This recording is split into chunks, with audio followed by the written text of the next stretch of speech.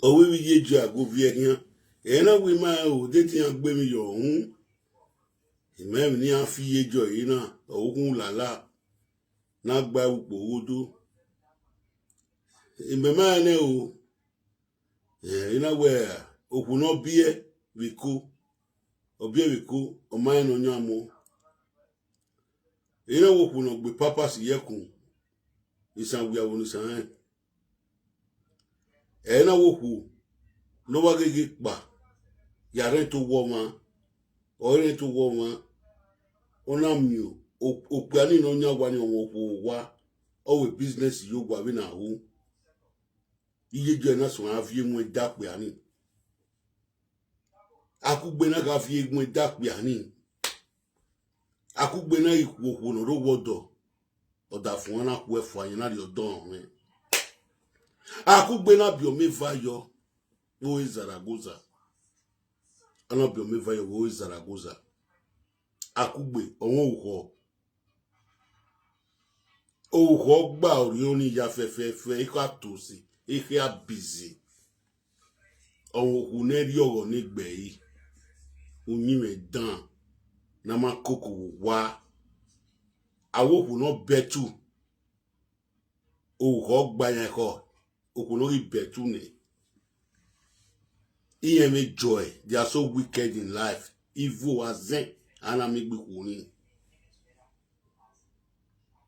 no ona ya kwoku no ro wodo ona ri odo mi na bie o peri esi awo wa ulala oni ki ogina ri enwo eni ari ti ebe chief ara imo chief ne upo ni ye joy so amu ene wu na akugbe na upo ni yan hope ani we gwa awana go ba o no go ba mi kan unwe susu ngwa mi na o wi emi me we basin e do kita wetin emi me we basin na iga to ri ani ye joy o kan mi me wi in Madrid ni amuja ka we basin iye je ke do gwi ma wa na gun na ikinoki to ona do kan gwa we ni ha iye mi me we basin ayan kebe nipa wa number 1 oge no so atari number 2 imaporu no sugbe imaporu no sugboku na o odo no do ya be fian ma Monica atuari no nyonwe dabo ne edumeze dola ladian ona wono ri CNN re obona be ladian ya odafo ne unye ni maseti ladian wo wa no do ke what is this okpia be ni hinya ma so na betawa Atiti I no go friend that I no marry Atiti me beni meje obodo take money igbo o kimegbe oboni isi eboloa okpia le unye ni Monica mu yo wa bubu na gba bubu oda fe Monica bubu I do take money you okun meri yo wa okpia do ladian boldly oladian wo cow oladian wo pogifa oladian pogi sena ina okpera muri ari su gbera muri abusa jala Monica to tanyo wo ku e yo go omo okpia ni ria ovie sanwe wo olugbana ladian social media na we Monica okpia ni maseti ladian wo wa no do no bo ya ka obo what you take on me do you know it's a married woman oni wa we ti okpia na oni wa we popole gba so we apopole lo ni okpia no wa o na abusa jala no wa kon de wo na oni ne o mu kiani e wa ti e daddy cool o da me gbe ni e ma so wo edu so na ikama gbe akugbe kia na gba upo odo unwe susu o arwe bi eroga adwe kina ya fefefe edeni ate gbe agbewu we bi ni opa karole ti me duwa yere opa kana duka ogimano ina jo si obowo menegwe o Zaragoza je vegeni yedore ate gbe agbewu wa yere opa kana ga ti ogimano from Victor na agbewu do we bibi from Victor igbe we me am a video ni from Victor wu eri me am a video ni na so agwo opa kana relate me ogimano ope ni wo kun na won susu no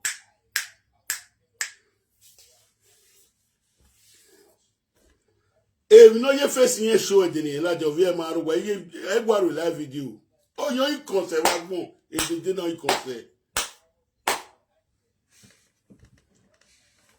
e no ya la jo we bi wa ma e de ro egwaru live video egwaru we o vie ma ro wa on ma ro wa se wa la mi face e de ro wa de fe do kan wa mi face ni o ko no yi konse wa gbon na akugbe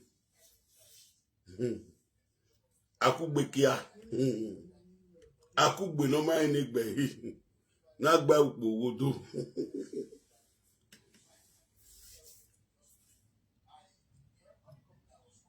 we waka we Nigeria e say na we ma we akiri bebo gime e we akawari bebo re we kisi Nigeria adi na kakporu no sugbo we akugbe kia okewe kasa awa di makporu no sugbo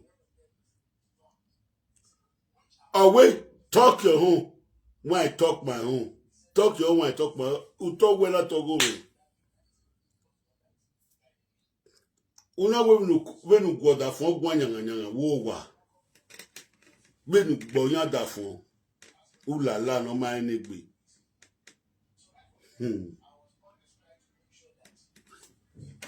benu gbonya na wo mo ado gbonya we ona wo binu nyanya o ma wo wa no wa do nyanya o ma me ya ka mo kuta ya ka ma no pe ma ni do wo toje imedolo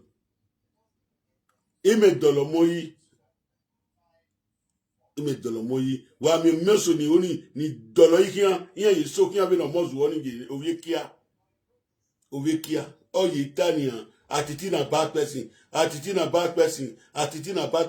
me ma we me bad person deviate from evil we ma ipa ivore ya disgrace we here agbona ke ya fu o se ni na ka wa Atiti na bad person ovekia mi wo we video no de mi ovekia we video no de kia na tu no ma bigo yaga wo kan gbe wudo first wife oge Primo TV ogwo re wudo kere dade o ma mi nu ya fi oni ta he we olale sagi ni kwi ona we duge mo na amule to te kela ona du first time no do we Primo TV obi dugo mu wo wa ona amule kela me go oba ti me owe Primo wigi gbe na we first time ya yo wa he owe ami na ikela na wo ma o nyo ya du mu le ikela ejina ami no ma gwo abo atapara panu gyoji ogi oji be yi ano we la le sagi ni we ni tepete ai oba oni la lo e wa ri ya be yo e Primo TV wo ri ara me yo ni sin owo ni sele ga bale yo e beki no roika e beki gigi beno ya tuta beno aya me la lu egbe na wo me oge no ri di mese wo no wa bere sage ni ku yo na mu yo na la lo e Primo TV na gbe na do no ya egbupe yi anyway imege we wo gwalo we here mo bo me we imateme no kuno gwo ni me na amu egbe ne o bi ya ne kirikiri o change we phone ne o be let the next ibata ni opamo ibata yo pa igwa igbanoro of a cool for my liking. Of a comfort for my liking. Or my day of is still dirty for my looking. But it's of a good dirty for my liking. So keep on trying very well to you know what I'm talking about, my son. So what ohun lala akugbe vie kwe no man ni gbe ni gbe dia bukmo bege pe okwo gba we nenia we gari kuna ya gbo ya ke ga si egbe because the purpose no ya gu wa wa gu gabi and we could pop is some agu ya kwa mi sawe ya wote wo le na bi sinwuna ya wote wo le ne ya we sinwuna ni a perfume ya spray bi sinwuna ni ono e de no be purpose. So when okuna igbe keji say akugbe kia akugbe na no ya so ona za wo do han ona aza ugwodo ame ikpen we do ba wo ku we na so da fun we aye Nigeria nwe susu na ona aje ubo na do ona ari Italy e wi yo mo oze gugu yo gugu re bani ona mu madan ona mu je gan ona le aje spe ona mu wa ru o gba no na mu wa ru iyan mo o pe ari mo ko wa akugbe na ona avie nwe kwa be ni Monica ga avie nwe mabu ona avie nwe kwa be ni Monica ga avie nwe mabu oku dan akugbe kiana ona zago wo piani o piani yo piani no gbo wa ati piani mi Zaragoza o piani won ko we na gwede na bo o piani ri okuo bo ri okuo oga awe business yo wa yen wo kan na fe kwa agbona ama ya kiri ememo tunu dana akugbe na wa la wani yage mani bedene na igba yage mi no gije ojula la ki to no gbe vona yo ni ki ogun oba be Nigeria oku dana nu wa ma igba na ya gie ma gbon ya ginu me esuno ya gie ma wa edonu sagino ro aika dono sagin wayan atakpara palogoji no aduge system ona aduge system ona du agogo mu no ki oto oki no aru egbe aru egbe no ki oto na ni mi oto yan dono sagin no do fi wi edo ego owo yan aki hospital iwi edo no go me obi amemi atakpara palogoji no ya no were amaka me kan ko na te ye joy ije mi ti yi iye mi imewe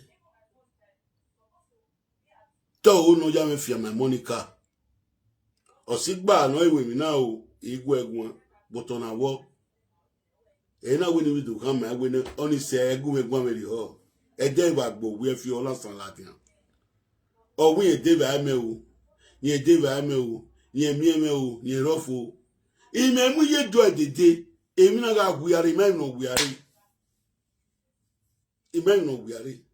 ege me ya la go toto be basin na na yin dukuni wa ya enwe ari we basin ri oje wa kian ma yin dukuni wa step no ma ya no Nigeria no is basin or Spain wa we step you know ye jo ba le step kian isan also ki unis ona ga pru e papa sira ba papas na ba papa e ya la wure e ya la gua owo dana no ya za go wodo ame ona yu pe ani ko pe na mo ko de na ona je gbe bula laari owa ulala wo ko na eje jo na ya la e dagbun la laari wo la ya dagbun la ga ma hian oga ma hian iye bada we na ni abagbo mu la we bo ulala wa o e ku awa so na ni Nigeria we mi pe opu no hinegbe no hinegbe o ya mu pe ake Nigeria ri o pe ni egbe pa lo ya o we Nigeria o ya o kan no se Nigeria agbon gboku na emi o pe awe no hiamu because on ne bi egbe ejeje lo gbe papas when ulala ya gbegbe no bo ege ya no ya gbe bo egbe ya awesuni ne awesuni da agbe so iye jo e papas e ga agbe ulala ge oh ya o sete egbe no gbe mi chirani no gbe awesu so ulala e egbe ya ono se ye we my go my go ya je gbo e iga je gbo e imari woki imari woga ugege la dia women rough ni mebe we gbogbo la bi to ta magbon una de konko una ga lelo Zaragoza ya fefefe una rule lele here la o la ga ke Nigeria di do ma me boya you 2 weeks time we no de konko ba konko nu avion le gbe ade wegbo akugbekia iye gbe alerun na ya mu yere gbe mu eyo sage wegi mu na yes sage wegi mu na wa yu koku temu o gan gbo ohun na o sage no ji na takparapa no gyoji ma ba Monica no mo eve MCC o ba disgrace no bodori enenia e disgrace o bogwe o wet of ye nwe dan wukonu o bo wet of ye nwe dan wukonu anokuna vi nwe da gba wukonu era moisa oko dudu apa manolila o ripoye beni houseboy yawo owoke landlord beni a gate man yawo owoke landlord beni driver yawo owoke no nya moto Monica ti amobo come and rub my back come and rub me cream come and look what is under here o ti ya agwa lo bo ma dejo ije jo iwa lu e Zaragoza owoke no gbo wa opa iwa lere iye jo give you won kwa we bedroom ope ni wa bi e ko wa bere yi ope na we han ope ni we later ge wo kan ka pa ni eno gbo wa o kan wa pa ni ono wa do la wa ona do la wa yage eno gbo wa iye jo mu agbon ri ya omu agbon ri ya we na gun na ni gokpe ni wa bi azeye de ba kekere o wa bi azeye usaba dudu $2 so na eri o wa bi ula lafwa o de gbe bo ni o leri we no ikonse wa gbon ibi edo no go wa ya to mi na gbon ama wa gbe kere we ni bi to drop you tana wala wa go me ga no go vera iyan wo mo ga we mi dan agbo moye mi dan re o sakie no sa odion no tulugu igu ma fi ono gbese tro yan we gange keki ye o sa odion sagie no deba we fi 419 we ni dogugun wa ni bi edo ye dele yan bo ni ku edo o si o balo ni no bune ino bu do to yan ma mi o to imu e wopa imu e pogiva imu e pogea imu e pogene itie ina bo ode eye mamie we ni dogugun anu ko na yu mu yere na akugbe na ye mu yere o we ni do ya me fia me Monica no bodo kam gwa bi no ya pie when wait a toilet no bodo kam gwa bi no ya aru yo bogwo e piye ke e wo wa ko no rogodo ona yo bogwo e kebi ona yo bogwo apiko owa bi do anoko do owa bi do anoko do oh no do ya me fia ma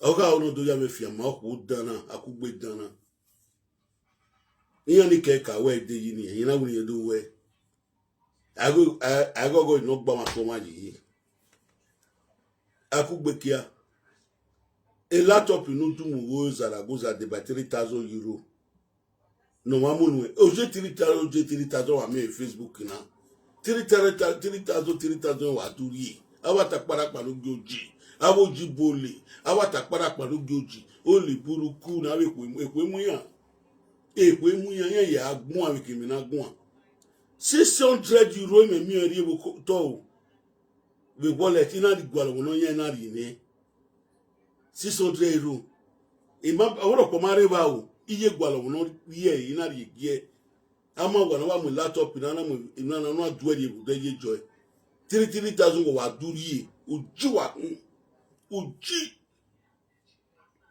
esan wo oji no oji wa hin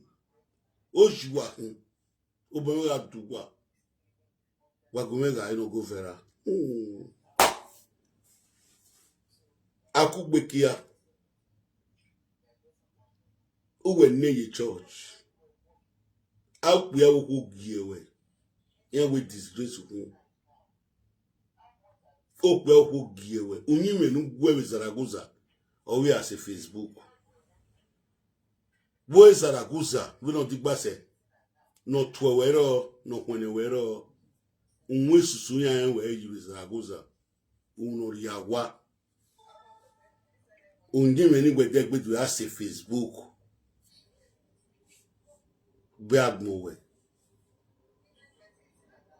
ufo no mai gbawe Zaragoza wo meno Pamplona stay here Pamplona ke drive la Zaragoza must 2 hours almost every weekend they are in Zaragoza mo gbawe mo enwe mo do gewe magbon be ni gewe magbon lani uwe igbo ene ulawa ni emi ina de gbe yen me we iba ni meji ina de gbe yen we iba ni meji ido gewe magbon na gbon be mi gbawe we yana so wo wan dan e ma ya no le me gbon na susu me de yen wo wan dan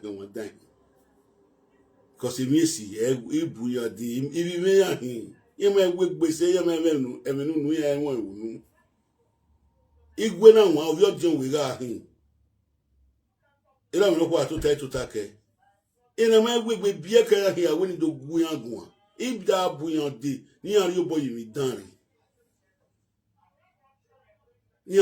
danri mostly ne ave ni ra me gie ma me no ro ave ni ra me gie ma me ni e ma yan gbe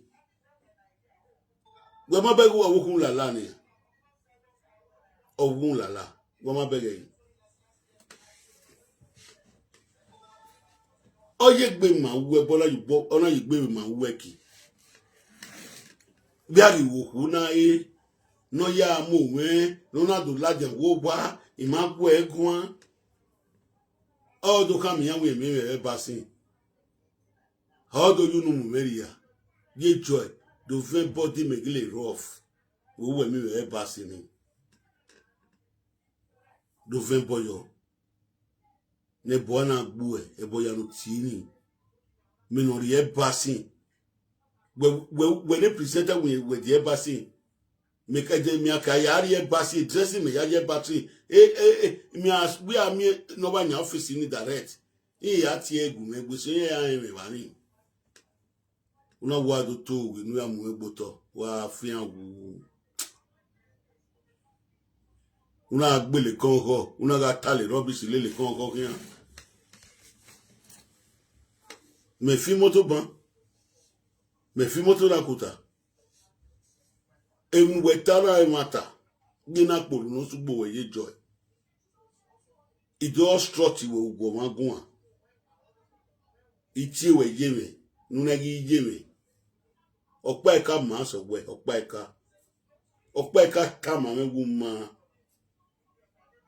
opa eka ta ma wu ma ya wu don hu wesusu ina wo ma se me wo ri ase me wu je ya wu yeye u je ya wu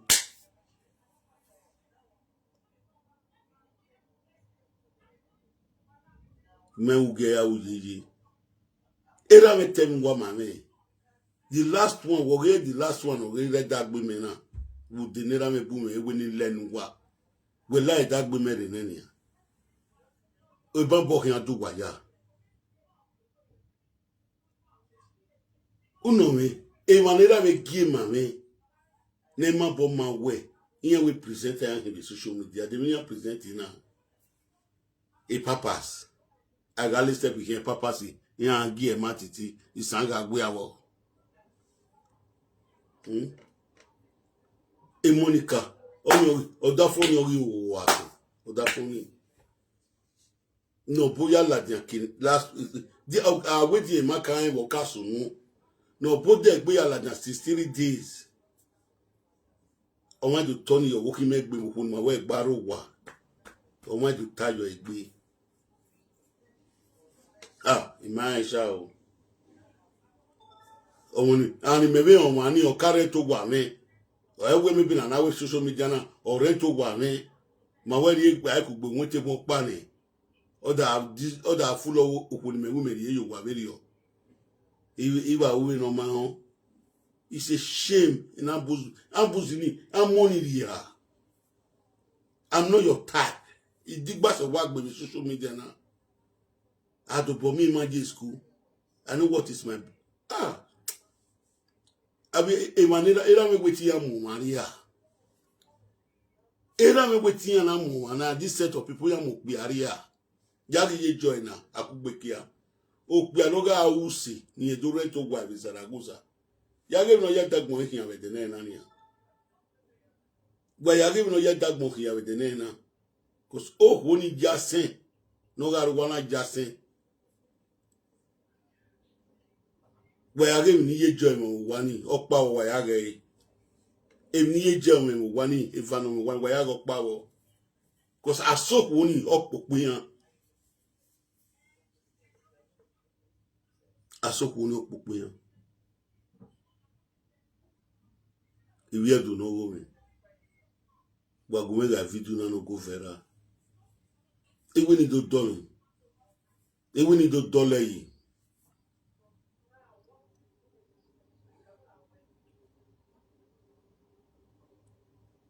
Yet, when if you were with you, do ho.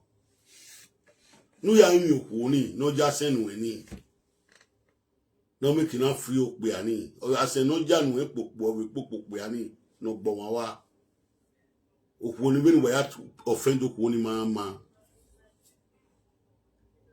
My beggar didn't go away marriage, over to get police in away marriage. Yaim, you won't ye joy. O wicked be soon. Oh, when we not rent to buy ye joy, or who la. When I'm with cool, no, or piano, or can not only for a warning. A general wonia. Una betrayed of piani. Una make pass of piani. Una piano piave webu, la mae. Una piano piave webu, very coy, when is soon. When I piano piave webu, una yari go gulala, una mo dabo pianidia, una yawa mo warrior. Una yawa mo pianidia, piano te zegi. Una yakito no baby ye joy. Una de gbepa, una ipano na gulala. Upeniga mo kwesi. Upeniga mo kwesi. Ori oboye mi odunu de. Ori oboye mi odunu de. Ori oboye mi odunu de. Upeniga ori oboye mi odunu de. But the dene na ye joy. Ye joy. Ye joy.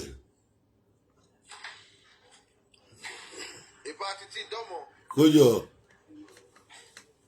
I don't know. Our yes, Baba, would I be here? Kojo. Ogbona no be papa say we need to go go utana. What could happen again now? I got my mind join the coin. I think you have my mind join before and be friend. Look everything I hear before. Na my year before. So what can happen now? I dey talk to Donosagi, we be tifi Jan Koriko. I will rubber. Look the one we take looking for that salon. Okay, we can go. Hold on, make I come out our speaker and make an echo. Okay, I don't want to. I dey talk to Donosagi wey go thief for our sister money, CC. 100 waiting. How they take the call the money? 100 million. 100 million. I dey talk to her. That one, mama, Donosagi, mama, you know, say Donosagi play CC. And I can see video where person take buy land for them. The way Donosagi, mama, come to take cost the person, now I can't return the cost back. Oh. Now mama joy come out. Oh. If they cost CC, oh, you the cost CC. Me they tell Donosagi say me change for evil. Me no call strut you say why you cost CC now. But me they tell Donosagi me go bring money. Now mama joy don't come and say one no. They insult mama Donosagi we be thief. We go thief CC money. Well, if Atiti, what did they say? Now, John, now you're supposed to hammer. No, a Dion, a good mother will never support the picking for this evil acts. But you don't know whether they talk to John. Why? You know see as they play the woman money. So tell mama Donosagi because they play this woman money. All to everything they do. Yeah, but I don't know, sir. But the thing that what did they say? Now John, I go the hammer. No worry, I go the hammer all of them. No worry, no you advise me for that one. I go the hammer all of them. Okay. The way they bring our 100 million. You and Mama Joy will be friend before. Mama Joy, now you see your job come at the next day. He do video. Now I come tell her say, no address me like that. I not be your husband for us. I not be your boy. I not be your pikin. It's good me you get limit. If I dey respect you, respect na poker. Respect na poker. Now Joe come out the next day say you see me for embarrassing. Nothing we not talk. You women see for embarrassing. Where would the climb step waiting for embarrassing to come out? I dey see papas for your nyash. Everywhere this men. He say, I can't hear. He say that we see for embarrassing. You don't believe say person like me now they go embarrassing where the whole world don't know I go dirty. Eh? So when me the climb step, you own a truth, oh, my own a truth. I know you talk loud. Maybe my job come bring in yash. But if when I come bring in, make culture in yash, no see ya. You know, sister na papa to the way. Yeah. I don't find a trouble. He say he want to come beat me because he already not doing all that day. So I'm now young my job on the corner now. You are easy. Not be my age go for me back you. I dey tell you right from time say if my mama do bad, I dey tell you right from time not be to do na no. Yeah, not true. I go take a pill, but the next time mama go dey run for evil. I fit tell you now. Yes, not true. Yes. But that is just if your mama do anything for you, go come out. I fit tell you now. That's why I be. If my papa do bad now, I go draw and come and take flog gun. Okay, so what's the situation now about this genocide issue now? After you don't feel. No worry, we dey do and they go. The message where they say Mama Joy, where GBC say Mama Joy, they say me can't distract me. No, but what me yet? They genocide they plan make come pick you up for Spain, you know. That's the information where they. What did they say they do? What did they do? You don't say get cash for that Spain. There was Sazo and the rest of them. I guess I'm sure they want to come pick you up for that Spain. I don't know. I just see them like that anyway. So make it how you for yourself that. My brother, why you tell you one word, eh? Now they just the get mad, papa, they get mad. They just the get mad. If they be man enough, make them show their face. Carry a move for your pocket, see that you say there are different ways, my brother. So you have to forget that one. Forget that one. Jenny, me, no worry. For this my area before they enter. Or any area where they go, no possible. Me no, me don't forget that side. Don't forget. I'm not talking for my ear again. They're not rich. I did not talk for my ear again. That kind of word. More not going to talk for my ear again. That's what I heard. Not talking. If you hear another day, keep on not tell me at all. You're going to attack you. You're going to use the money to carry lawyer. So. Oh, that's the money to carry lawyer. No, so. Money is not get. They're going to spend for lawyer. Don't worry. If that time don't reach, you'll see the money for lawyer go set you. Yeah. Thank you for your advice. Bye bye. You do well. I know so not be the same. I know so not be the same. You want to promote me? I will promote you not be the same. Now no now. Now different trick when I think they come from one eye people. The one that master know how to play trick different way. Now so now they like to play trick. They play trick till they play trick. Now so I get the thief our women money. Now the same WhatsApp group all of the day where they prepare yourself. You know see the way they come. Oh ta. When I go now, when I do now for that side. Yes, Mama Joy.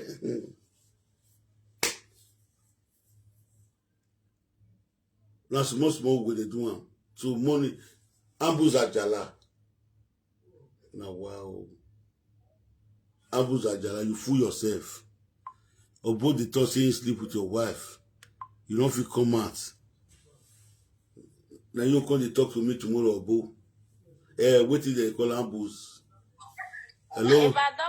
Call you no give that way here. Mama sir, mama okay. Call you. FBO la wo go ya go we gwana ifa la FBO. FBO we gbe wa baluwe period tonight. I don't know what is happening. La wo go ni pa won suru wa ni wa wi enjoy la wo. Da di ti ro ko won le gbe teme ni gbe ti gbe ballon me o sa gba gbe ballon. O salo iwe ewe ini Jesu ewe. Dollar ita, dollar many ita. When you get maybe me move for an end, trust any so poor away. Ini Jesu away. When they not soon ye joy. Ye joy, awukulala. Awukulala when no tana. Akubekia. They not soon because once at this time.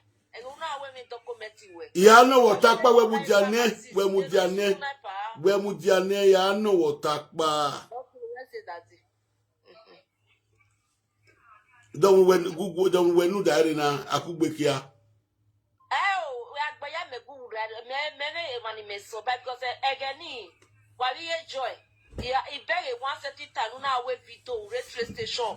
He enjoy na see where what anywhere ume wana me where the mama job was the support of you there. You may know whether they no give soon or they no give. Where everywhere talk where I don't know where we don't know tanania. Mabo kuwe wa atu papa. Iye job. Okay, iye job where ya no tana. Awukun la. Awuke no gbo ma wa. No ya snatch opore, no ya do opo, no ya do domu. Daddy la wo epa atiti. But come in, we no dey 1000 de ke ya, but 1000 re ami e. Wo jane epa la wo. Ma be iwa ni la wo. Mother say life in na iya wa mu agbori o wa. No see, ma be we preaching nana. Ma be we preaching nana. E preach we nothing wa ma. Ma be man meti ori mene. Ni met mu yonya ne. Awe aleru na mu yonya ne enyo warion. Okay. Ma be yana ya fe social media na ti oni ada ni mo yon. Ani ya setting. Monster now. Yeah, you go next time. Or me Atiti. Down. Oh, gbagbe me. Okay, negbe. 1,000 euro. Why when we go na with me 1,000 here we now. Daddy. Hey, Julie Lada. Where we Julie Lada wa we here. Umari dwe, nu de 1,000 nu ya peli dwe. Judy Lada, mado belly dwe. Julie la da do belly you eh. We me ka me go ma gwa me go via egun. Okay. Me go via egun we me go gun. Okay. We no via do belly Julie la da do belly you eh. Boy una if you Julie dollar ogu we gwana. Wa ka mi you wa no do belly enje no kwa. No do belly wa you wa no kwa. La. Any say wala wo. E pa mutane, me let me go gagbo na tewata. Me let me go my way. What's it that was last year? Last year so winter no. Who are train station. Uri mi na no wa like bus, wa bu ye joy. O make wa ye damn you na ni me come we. Magisi ije joy ye joy ti me wa gu me gun a. Wo imagine. Me tale ya kineji ade. Eyo kabi sun atalo e. Owe me we basin. I mean me kwalo mata we dey ba me. Awe ye 50 euro me. 50 euro no ye me we pa wari. Ni buya de basin. Gun akon e basin me na ka lo 14 euro. Ni go e ka we 50 euro. Me tell we that was last year. That me last year we me kun ani. Where will you do you one when I want the one here? Or that way you cannot quiet. Quiet now. You what the jack will. So when you make one and next time that way you know to be quiet to get one for naked one. Okay, I agree that the agree. My your jack will come that was. Oh, when they won't go, all you win with Annie now. Every one more go what the jack for how many years?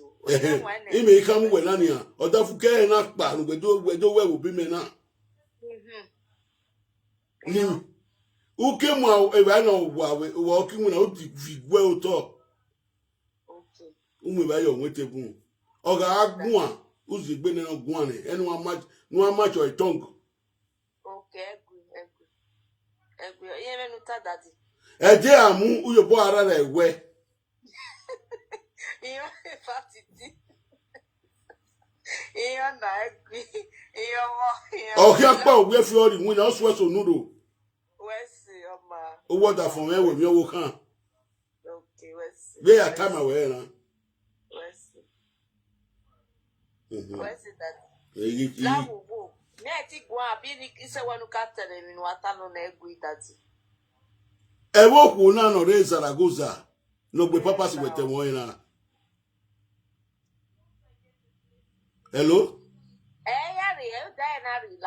My way, we only change you one. You want to see you will not bring one. Epa, a woman here, every my ear joy. In my ear joy there, mother Sabeti beg away. Again, ear joy, but boy, Saba Sizi, there was one time. The Wale ear joy now was your son. Mujawari, Jennifer, Mudia, Omari, hello. Hello, Daddy. Oh, Mujanawari. So, that is not what looking easy now as a moment as the thing that if no market whatsoever, I do Ataleni, I do we from Magbana. Your cast one. Your cast will work a video you are not soon. My boy, ni why the beginning, why I give him a yes when. Imago kuna gwa omaka me kan o wetin egwa agwa wetin we would do o we no ruyan do ni o kan gbe e na we ni no ro do ori ye o fe no te you wa make o do pe di se ade ni a because what's on Nigeria that egwi lawo imagbo tan ye we ni what's on Nigeria o ma nu get love o ma nu trust o do agu egwa o ye ba ma no get the you wa me. Because then may have the joy ni or I'm not going to take you as Davio, they will not take him in. They not bury video ni wuni. Don't take him in. Igba with Nana or team. My wife won't go while they are. Any made to reply in a kid at him. A first record not pay to the madam or where moving. That's you. Wait, oh man, what go back in a vegan. Oh, it matter with it no.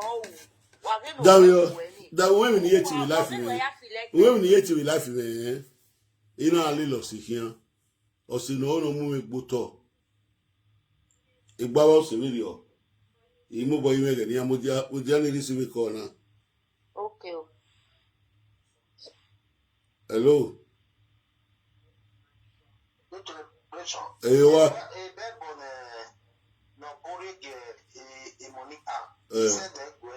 Okay. Okay, I get one. Okay, I get one. Mo? Okay, okay.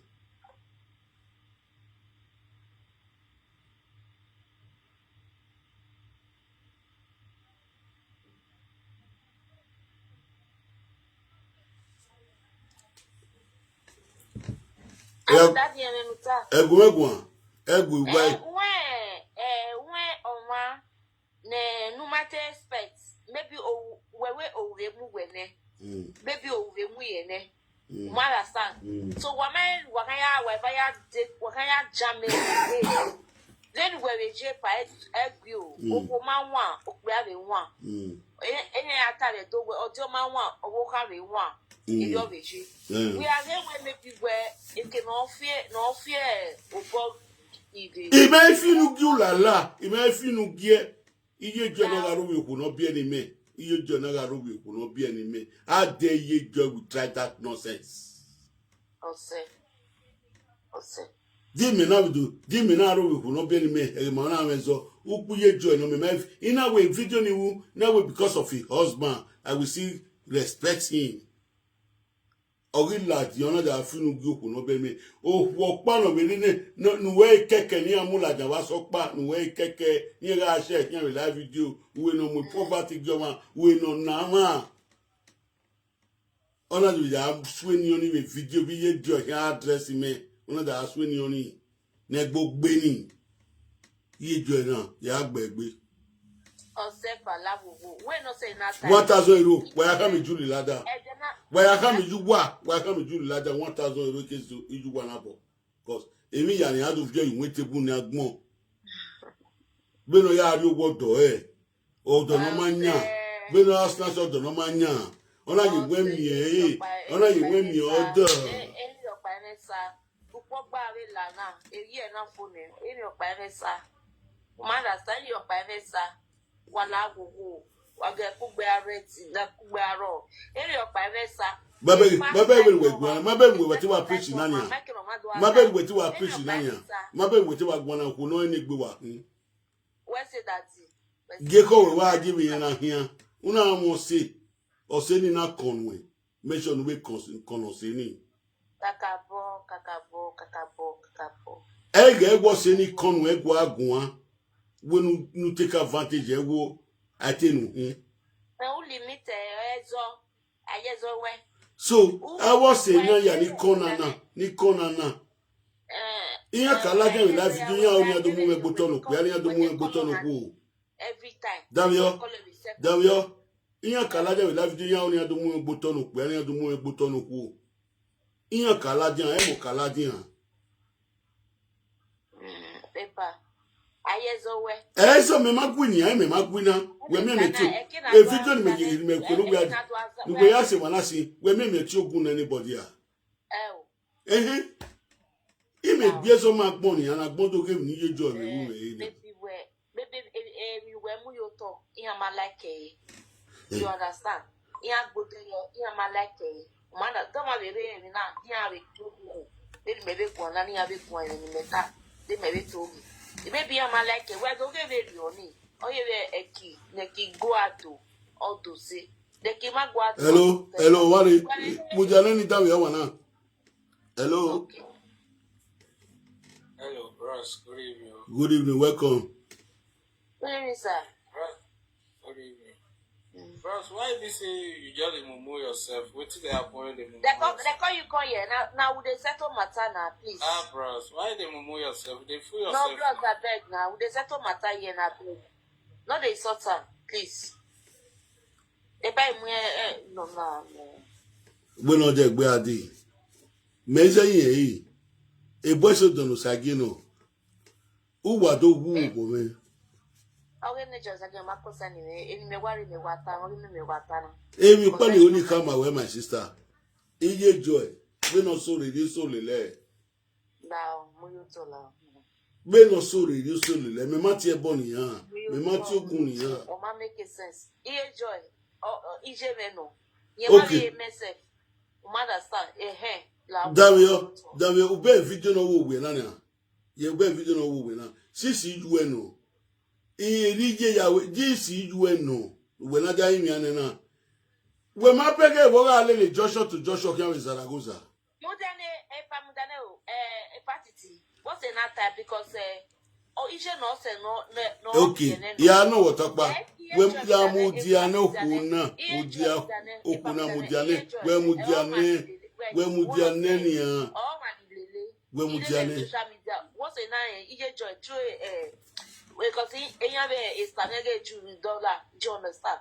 So why we will almost say that I'm where we here. Damn, we give me one. We might beg you, Waga Lily Zaragoza, can I make call Lily Zaragoza? My beg, later I saw the video, it was very bad. Don't say that we are with TikTok. Yeah, go direct. Also, no one with TikTok event now because it was very bad. Because of my cake and wife, you Mama Joe was very close. Again, guys, when last day I don't know. Iye joy walking in, our give me walking me, Matthew Gunia, your ear jogger to go to Mila.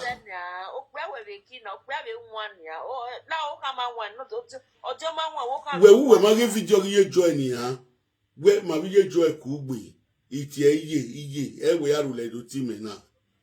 Now, every hour led to me. Me Maria Conconi, me Maria Conco Ariso Kutani, I will go little. Manipo Mudane, we mothers, Manipo, Beggy Balima. Oh, man, we work away. If I were very wet, we're baby, you papa, man. Beg work with Papa. Iya ni gie ma we na agbe pa ni gie papa se no re ko ma we. Ni gie na agbe papa se ba we. Iye jo we ni aje ba se we gine gie ma we. We gie ma we. We gie.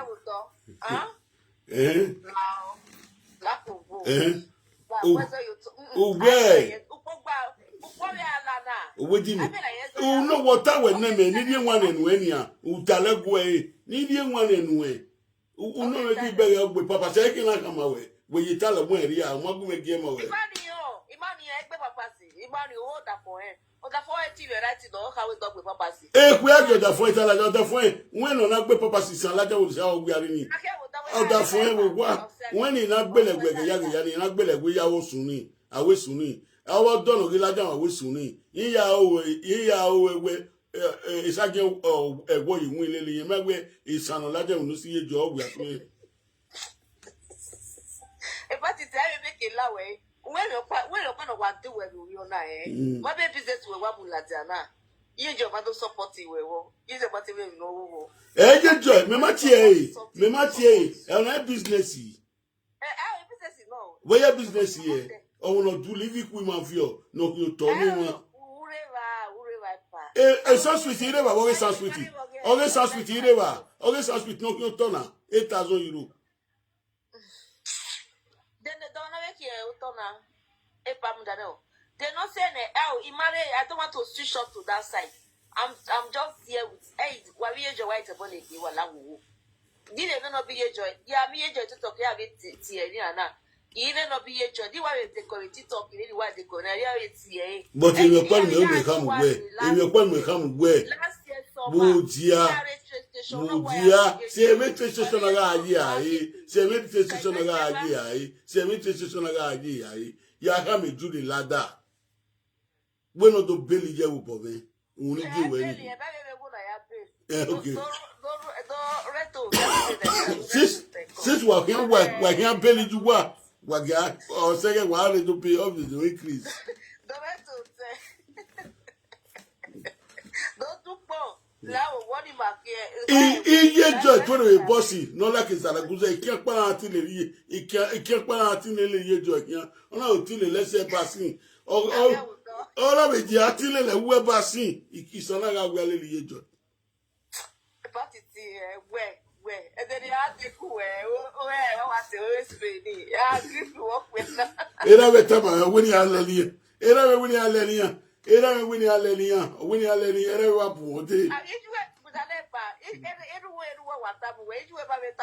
Awo ye matabu mataba ye. Era watu ya mama.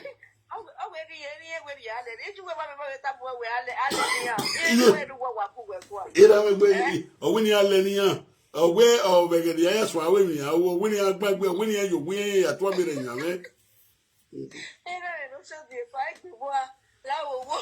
bush of the Wakaria.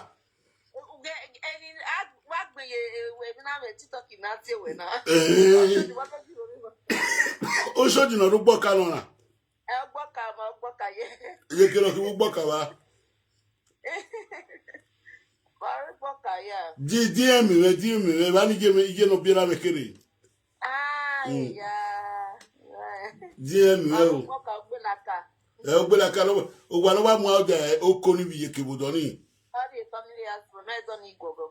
I might go a woman, the one you have given, you love it.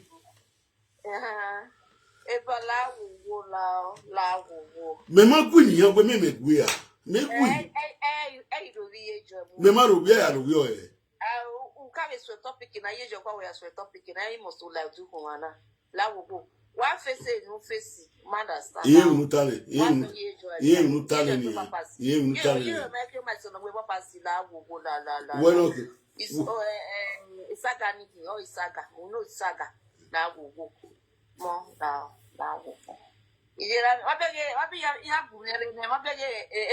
It's not real why Baba. I give him a. He look at it. When you pitch our shop, we come here and pitch our shop with you.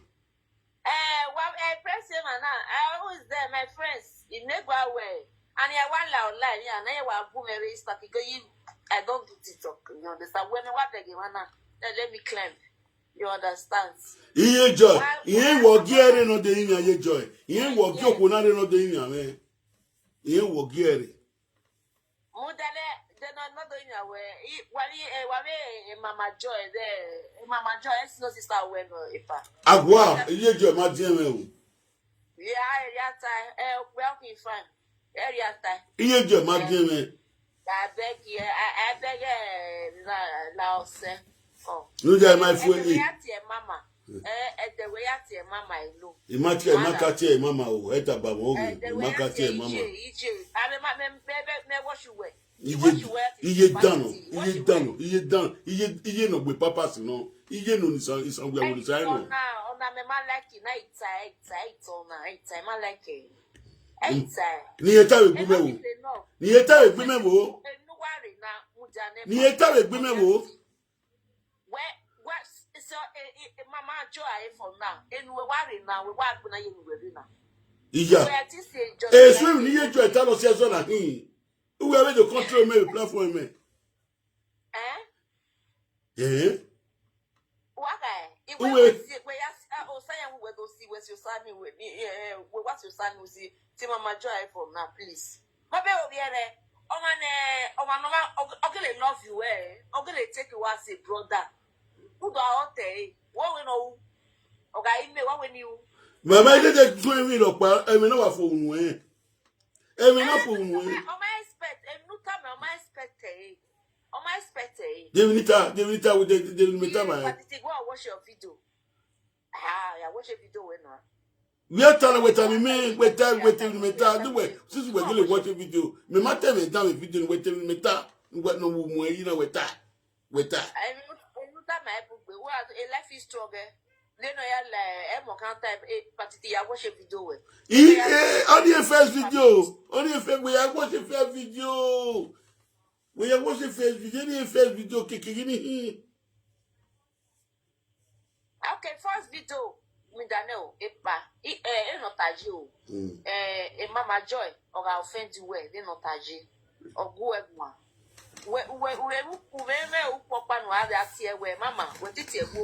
Look, I had to go where Mama, even Utana, Lago, Michelle Gina, taxi, Lago, woman, they support him, and we won't echo video. What it close? Yeah, that book we say you only do it a minute. Evani when I made Evani when you wave a video game in me I do call you when another record. You had to pay. Only record the one what Oh no, mabe. You just send the record to give me a reply. Me my reply. He may buffy and I did live video. If you not tired, you know when you want. So okay, if you're putting anytime why, maybe you know the social media now. You like social media, my way up by me. You know that we know. Yeah, my who went a better way. I say, oh, what do I? Where am you, my, you know, my.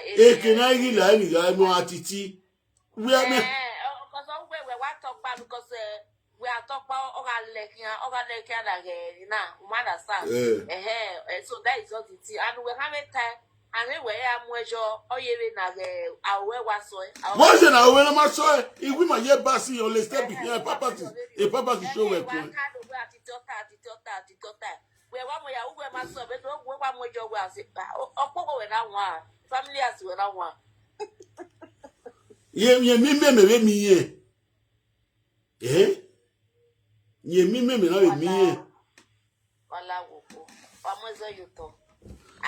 Are we a dedicated? Are we a dedicated? I'm a ball. Make it in a ball. Mamma, you know, yourselves. Oh, you know, I really can't go. We are the women now. We might be a okay, only I really can't go. In your magia, walking. What was who said, oh, by. The better you have to have a photo in Mumbai. We beg a web passing on the step. On the step. Or a mere web passing on the step. A papa to show a coin. It can't tell like here. It's on really like here. It's a pa. Or say, whoever is our letter, when okay, where you can wait papa to know only and then wait papa to dinner. Away, Carmala. Oh, man. Ija, if we were at least a paper seriously. Why do you know? You know, pay papa's work. A papa's in your oh, papa's in your papa's in your popo. It did not be papa's. I mean, I yes, I will now. Mema was on, women was on ya, women was on ya. If you're funny, I come in, idiot. Davio, only thing come on. Yeah, yeah, we are only do you make course and not go against every year. Okay, we won't work out my for 7 years. We live video 7 years. Yeah, going in 7 years. Or I mean, video we win a go. Or 7 years, or I mean, video we win a bit to us. Yeah, going. All the 1,000 euro, 1,000 euro. It's a very stress. That woman was there for you. Baby, lucky you better you water. Baby, lucky you better you water. Me marry wa for ne. Me and mama yari ogepo. Me marry wa for ne. Ogepo wa jeri me hu. Osena, where one here, where ose. Me make any disappointed there.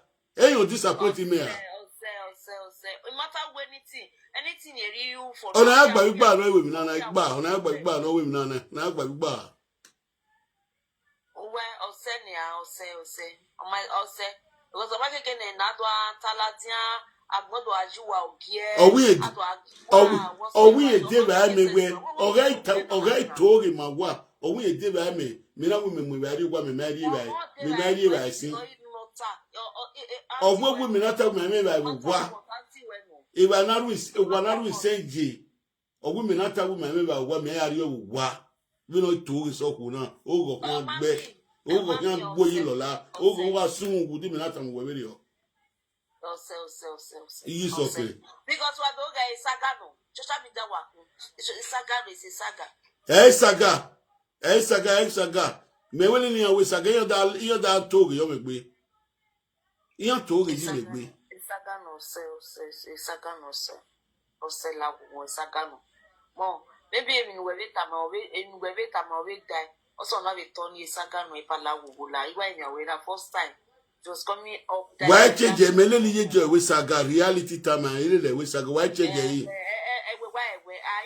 reality emi ya ni metalo kene dadi emi ya ni metalo kene dadi we no yi ko e o riro no je sagali lewu reality tama it's not comfort. Only my comfort for now. Sisi otogi mene gbo ko meri okugo owo meri okugo owo meri efetigo Davio owo meri efetigo otale yale ogi yen meme ta